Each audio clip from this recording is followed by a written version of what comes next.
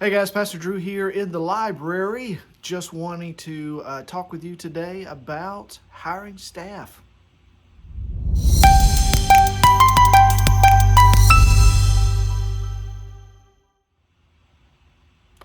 So, Bellevue Baptist Church is in the process of looking for a worship pastor. That's a position that we've had for years and years.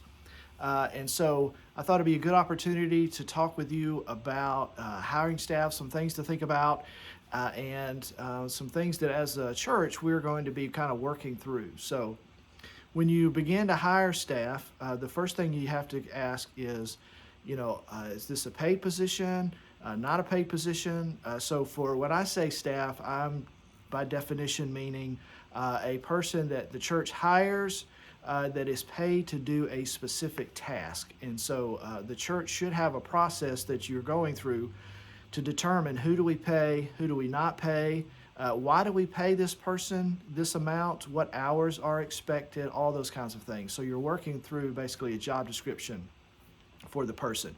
So when you're looking to hire staff, a couple of things to think about. One is when do you hire staff? So the first off is when no volunteer can reasonably do what needs to be done in a given area. So that's just a lack of expertise, a lack of training.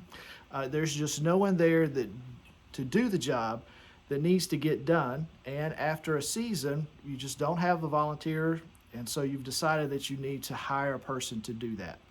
Second time it might be an opportunity to hire a staff person is when what is required to do is not reasonable to be done by a single person or a team. In other words, there's a lot more hours involved in it. There's a lot of work that's involved in it, and it's gotten beyond what a volunteer can reasonably do. Now, so each church, that's how you determine that reasonable definition is going to be different. So it's just going to be, it's not reasonable to expect a person to work this many hours or do this type of work or whatever it might be. The third thing, when it's time to hire a person, is when leadership is needed in a given area and no one's able to do it. So you've just got to have a leader. You don't have one, you got to hire somebody. The fourth reason, when there is an expectation that needs to get met so often that it's not reasonable to expect that of a volunteer. Again, back to reasonable, you may have a church where a lot of people are volunteering, they're doing a lot of hours, and that's just part of your church culture. Again, might be at a church where what you're expecting a person to do and the amount of hours that are needed to do that job, it's just not reasonable to expect a volunteer to be able to do that. Now, as part of this kind of idea, this section, is I just want to define for you Parkinson's law. All right, so not the disease, but the Parkinson's leadership law. The law is that people will take. It's a natural part of being a person that people will take the maximum amount of time to do the job that they have available for them to do the job. So, for example, if you say we're going to give you 2 weeks to accomplish this task, it's a normal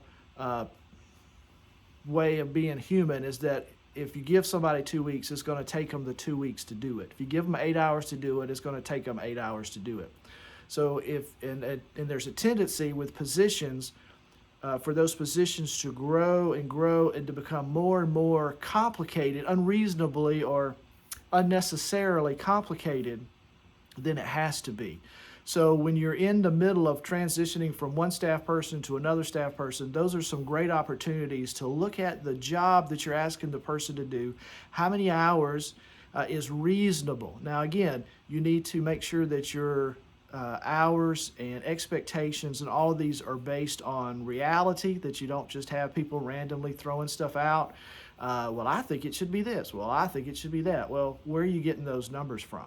Is it reasonable for someone to do that in the amount of time that you've given them? So evaluate the job description, ask around the same position. Different churches have, for example, we're looking to hire a youth pastor. A lot of churches have youth pastors, and you can talk to them and say, what's reasonable for this position to do certain tasks, things like that. The fifth reason of when is it time to hire staff is when expertise is needed and is not found within the church body. So you need a certain level of expertise that needs to get done. So not just leadership, but then also a certain expertise. Like in the church world today, there's a lot of things that deal with computers and technology and IT and all of that. Well, if you don't have anybody in your church that is able to handle that, and it's a reasonable amount, well, you're going to have to hire somebody. So you may hire that out for a particular project, or you may say, this is happening on such a regular occasion, and we need this expertise so often, it's better that we just hire a staff person. And so that might be the time to do it.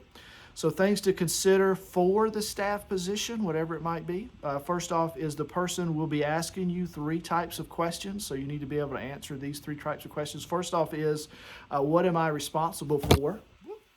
What am I responsible for? So that is a job description, but there's written, now guys, if you're out there and you're watching this and you're looking for a staff position, you got to remember that not only is there a written job description, there's also an unwritten job description. There's expectations and that are written down, and then there's unwritten expectations that are coming from the church culture that they're not even aware they're expecting you to do it. You just need to be aware of that. So the first thing is, what am I responsible for? Number 2, what decisions am I able to make on my own? What responsibilities do I have that I can make decisions within my backyard? Where am I capable of making these decisions? You need to talk through those kinds of things. Number 3, the third question is, who do I report to for help? So if I need some help on this, or if I need to kind of say, hey, here's what's going on, I need these resources, what's my command structure? You know, who reports to who? Is it clear? And so who am I looking to get direction from? Staff should not do what volunteers can do.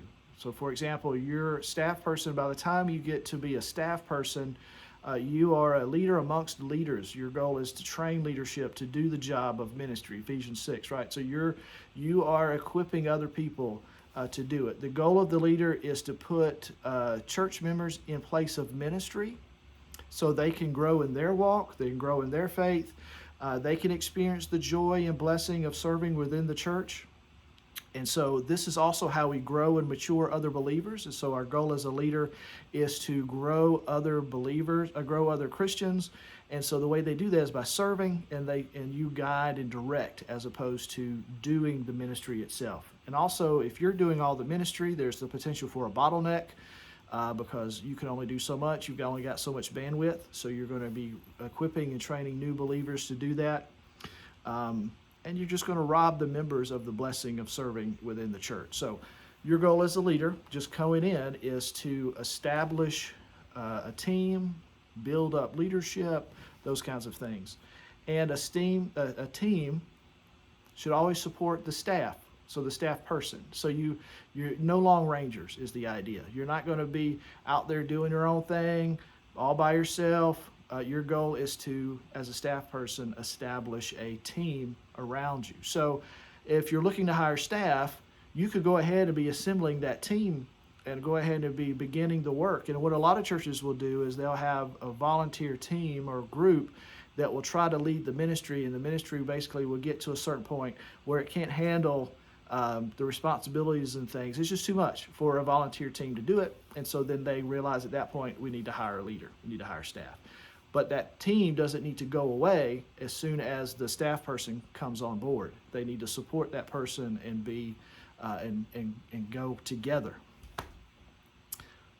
Be careful not to load the new staff person with everything that needs to get done in the church. So you're hiring a staff person, they've come on board, and now suddenly you start moving everything onto their plate that needs to get done, right? You're paid staff, you got to do this. So you start piling them up. And then the one thing that you hire them to do, now they're not able to do it because they've got all these other plates they're trying to spin and balls they're trying to juggle. So the goal would be to try to allow them to be as specific and focused as you possibly can. We all understand things in the church got to get done.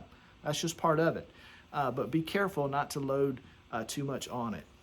Church leaders should always be, kind of back to my previous point, equipping and teaching others of the team that they're leading. This is Ephesians 4:11 through 13. So, and he gave the apostles, the prophets, the evangelists, the shepherds, and the teachers to equip the saints for the work of ministry. So the staff person's job, again, is to equip the saints for the work of ministry. So hire for ministry, not people to do the ministry themselves. All right. Another thing to think about is some churches struggle with, should we hire from without or should we hire from within? And so just a point of things, some churches just don't have anybody, so you have to hire from without. But if you're considering this as a potential, if your church culture is so healthy and vibrant and good, then you should consider hiring from within, because that will just continue the culture. If your church culture is not where it needs to be and it's unhealthy, bringing someone from the outside in will help to change the culture. So if you want the culture to stay the same, hire within. If you want the church if culture to change, hire from without. Hope these things have been helpful in your hiring process. I'm sure as we roll along through the process, there'll probably be a couple more of the videos. Thank you. Don't forget to subscribe to my channel. Thank you for watching me today, and I hope this is helpful, and God bless you, and we'll talk to you later.